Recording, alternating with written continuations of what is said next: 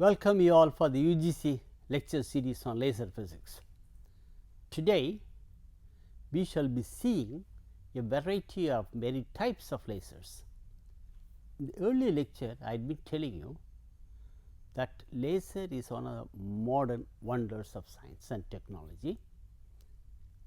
There are so many types of lasers, but all of them you can put them into one schematic, that is, any laser should have certain type of material. The material may be in the form of gas, liquid or solid. Whenever we say gas, it may be atomic gas, molecular gas or ionic gas. Same way, when we say liquid, it can be an organic liquid or inorganic liquid. When we say solid, it may be an insulator solid or a semiconductor solid. These are the three major materials from which laser can be produced at all, because there should be atoms, molecules, ions, in whatever condition they should be there. Only they will absorb energy from certain external source, get excited, undergo population version, it will produce spontaneous emission. Subsequently, the spontaneous emission seeds are converted or compelled or trained to produce stimulated emission, and that is what leads to the coherence property of an attribute of the laser. Whatever I have said is the essence of the condensed aspect of what I had been saying for so many lectures. With that in mind, we must see what are the types of laser commonly available for variety of applications. That is a main part of this today's lecture, and I will start with the most famous, the first laser, which is called solid state laser, a ruby laser. About 200 years ago, when Newton was doing experiments, he showed that the white light from the sun can be split up into 7 colors when you make it pass through a prism. That showed that there is so many beautiful structure within the ordinary white light. From then on, I think it is Alexander Pope who said that presto, Newton was born, he opened up a new world of light. That is what he said. Not only light, Newton opened up many other doors also. That was about 250 years ago. Now, after all these years, Theodore Maiman is a technologist. He designed a solid state laser, a ruby laser. That was the first successful attempt. I wanted to bring upon to you at this point, there were many accidental discoveries, accidental inventions, but a laser was not accidental. It was expected from 1920 onwards up to 1950. The whole world of science was busy with atomic energy, nuclear energy, atom bomb, war, peace, all this one. Electronics, which is playing a vital role now, was completely forgotten. However, then from 50 onwards, research and innovation started on variety of electronics instrumentation.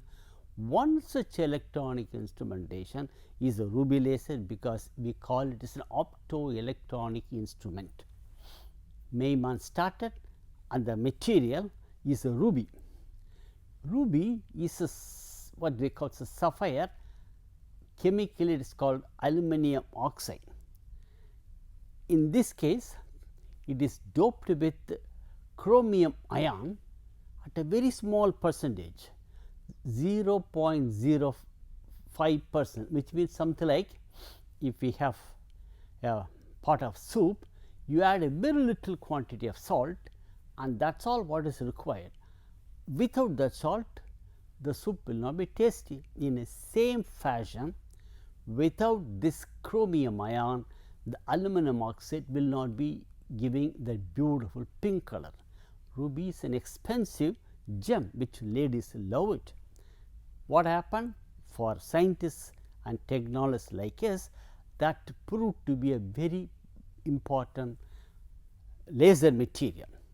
He started with that one, and this was converted. The ruby crystal was grown very carefully in the form of a chalk piece of about 5 centimeter length and about 1 centimeter diameter.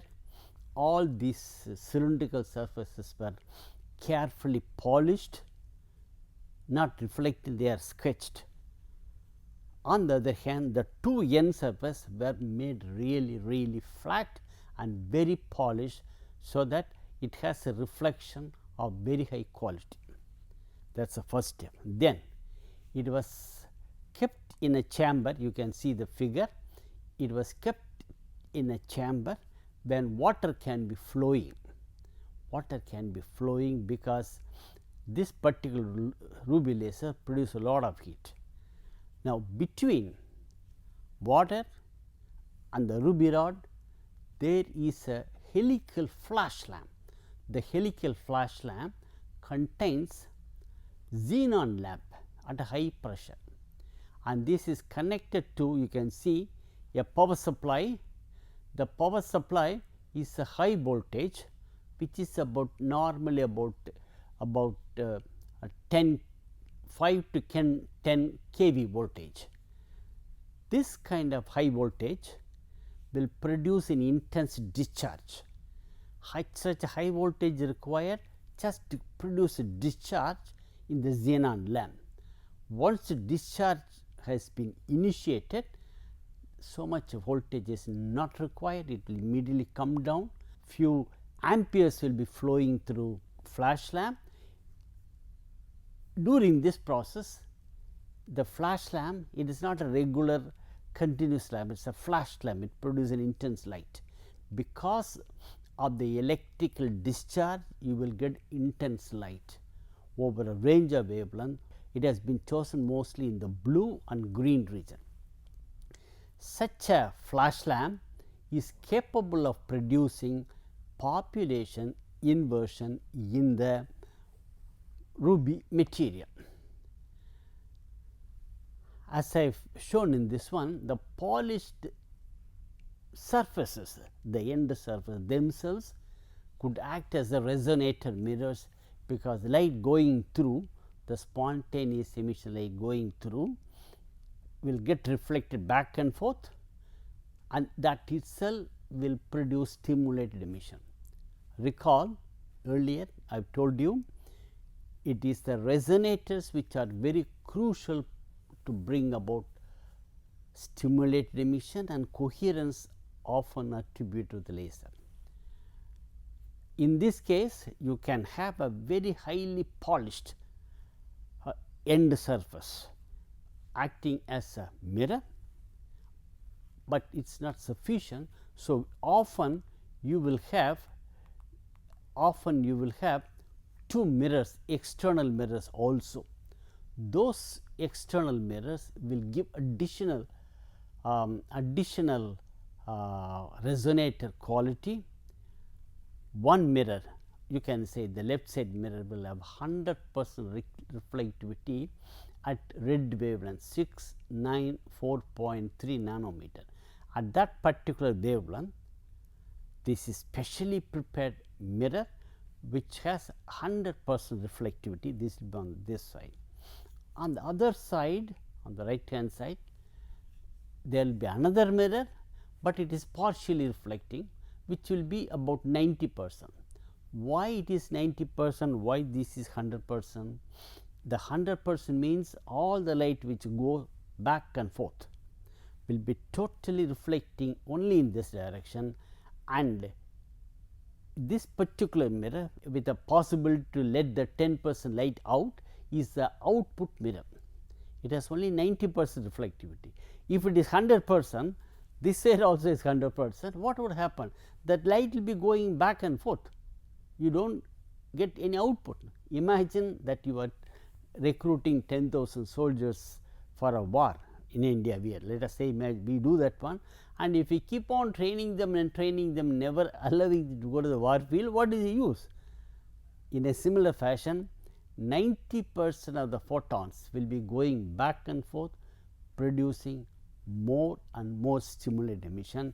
This 10% of the photons have been the trained photons, trained to be stimulated emissions, trained to be coherent well inside, and they are coupled out as an output, and that is how you get this laser beam. In all this, you need very good, very pure quality water going all over, because this laser has an efficiency of only 5%.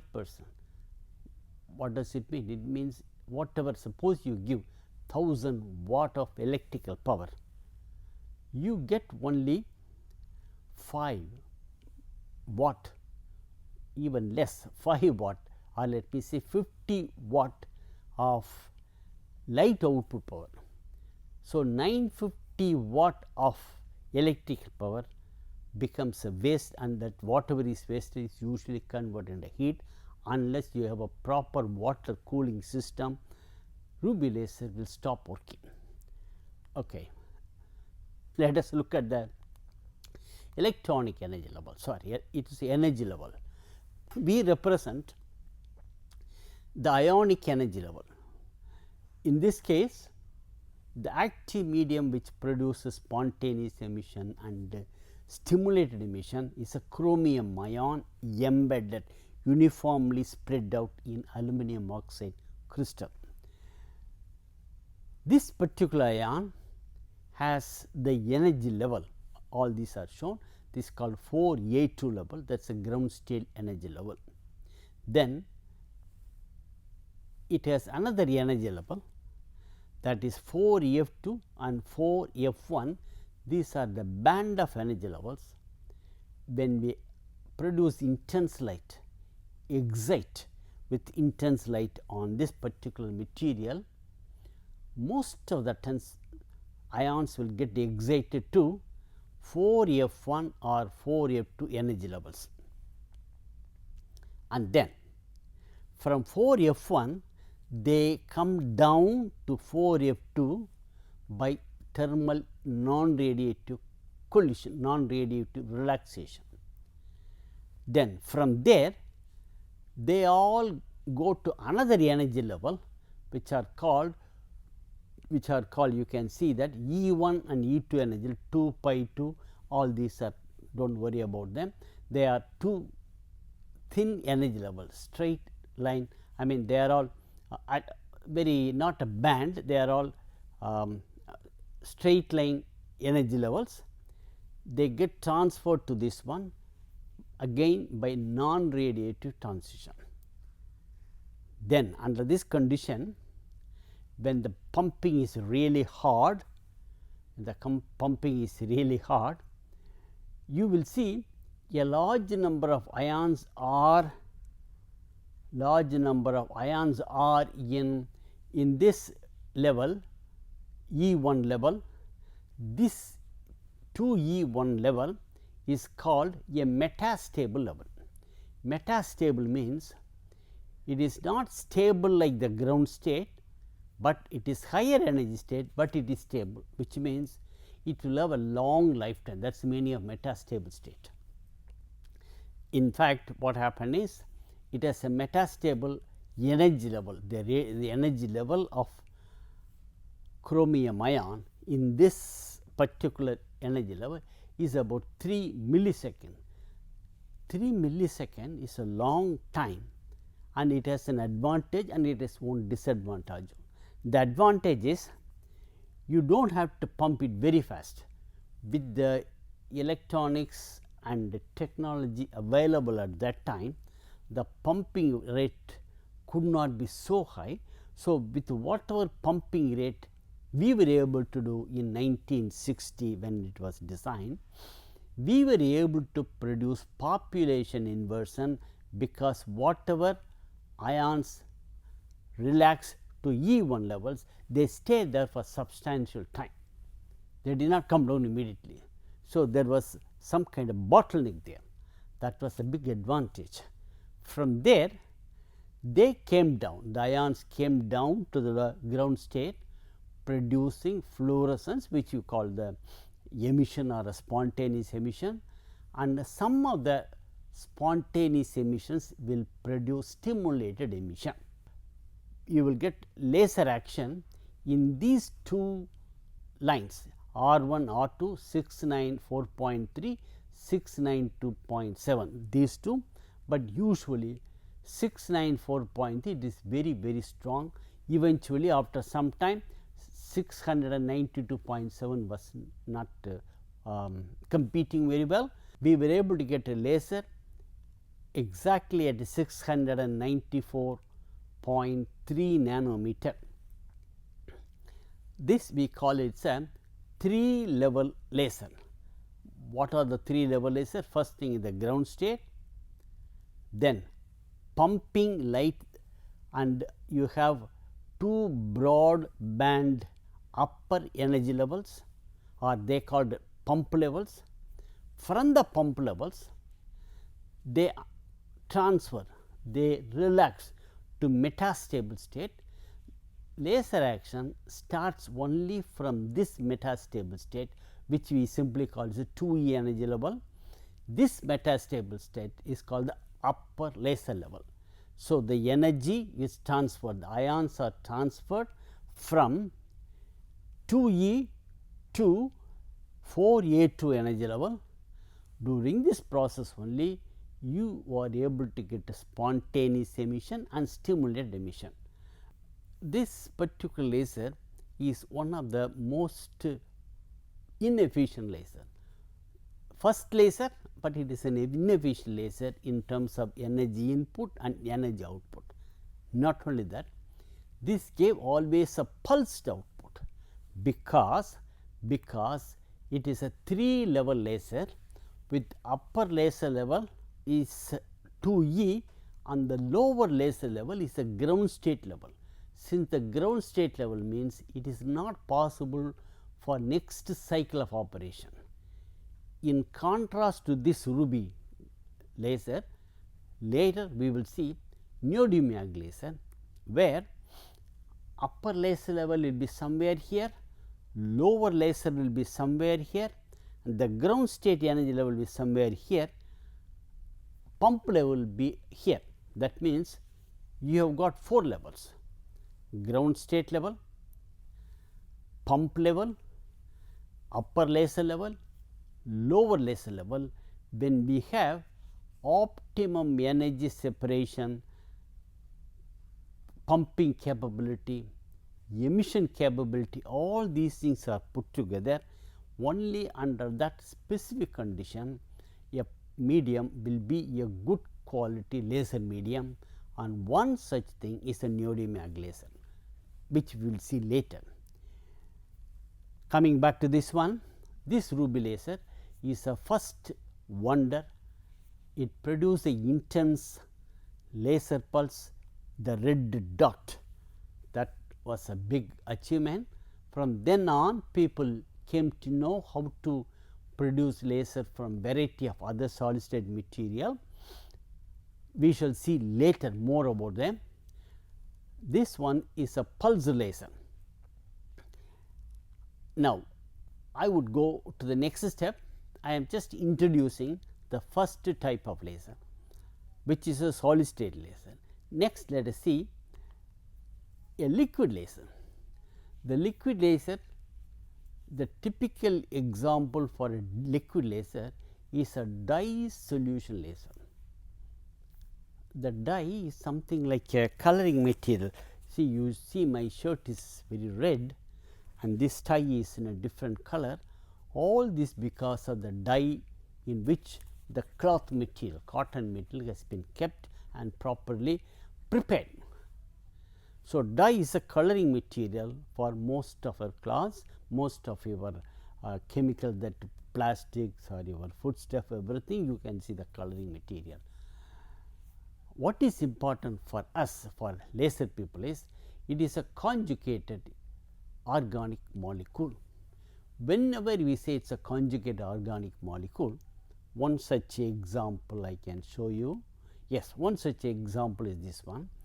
This is a rhodamine 6G dye, which has a beautiful red rose color. This is the dye very recently came up in the news.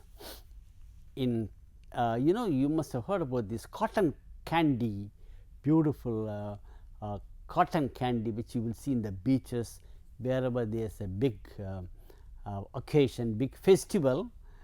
You will see some people will be selling this cotton candy, in which you will have a beautiful pink reddish color, and the small children, even big children, would like to take it and eat, just have a bite on it one, because of the funny look. That contains, that luring color contains this R6G. This R6G is not very poisonous, not good also. So, government has banned this one. Let us not go into the detail on this one. What is important for us is it has a molecular structure like this one. This one you can see, look at the central core or the skeleton benzene structure with the 3 of them put together, and this has a conjugation. Conjugation means, if you look at the structure carefully, you will see double bond, single bond, double bond, single bond, double bond. If you look at the path of electron from CH3 to NCH3, you will see there is a straight route from here. Imagine, suppose electron starts flowing from N on this side to CH3 on this end.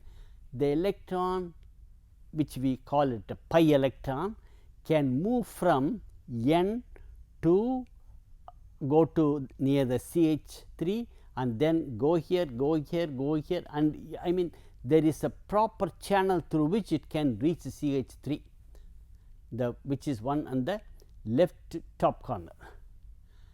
Electron can flow from here to here. That is an essential property for this particular material being a very good laser material, which means it will absorb, and since the molecular structure is very rigid, it is capable of re-emitting also efficiently. From that point of view, this rhodamine 6G is one of the most efficient dye laser. The conversion efficiency for this dye laser is about 20%. Remember, ruby laser conversion efficiency was 1% or even less, and this is about 20%. Let us see the detail more about it.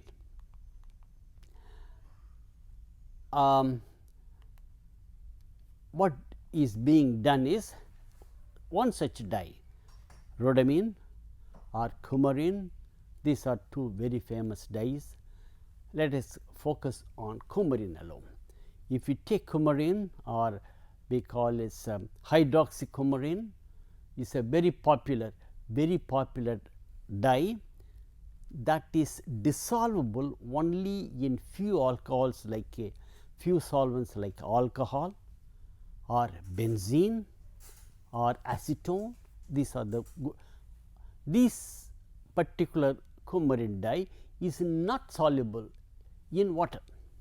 So, it is a water insoluble, but alcohol soluble organic dye. This also is very fluorescent. When we say very fluorescent, it emits light very easily. It emits light very easily means that produces plenty of seeds. That is the meaning of this one. It is something like a family which produces plenty of children to work hard for the factory. It is something like that one. Take that in vain. Because of this one, the dye laser has a very high gain. Whatever you give, it absorbs, re-emit as an efficient fluorescence. Fluorescence efficiency is typically 0.6 or 0.8. That means, if you put 10 photons inside through flash lamp, then the material will absorb and re-emit about 6 photons, 7 photons it will give back. Because of this one, optical gain is very high. Because of this reason, this is one of the most respected laser.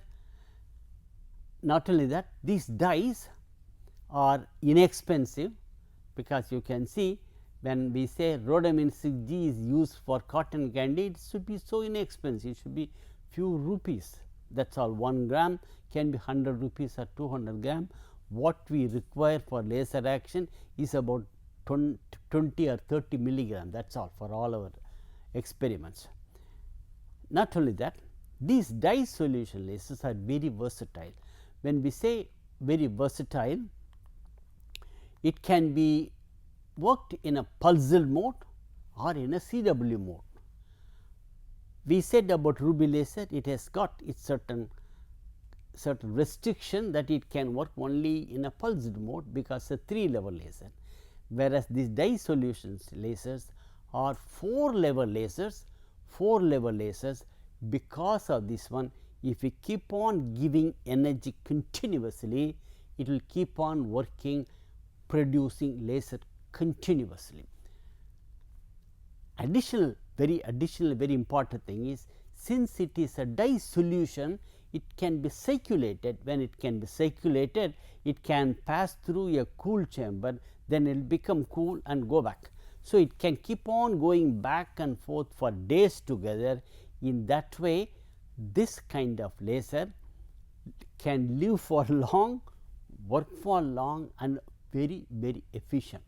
There are few more applications, advantages of dye solution laser, which I will see in the next lecture. I have touched upon some of the important features of dye solution lasers. There are few more interesting aspects. I will come back after a break, continue on dye lasers. They are the most loved laser in fact, and I am an expert in that line. It is my favorite laser in a way. I will say more about them later after the break. Thank you very much.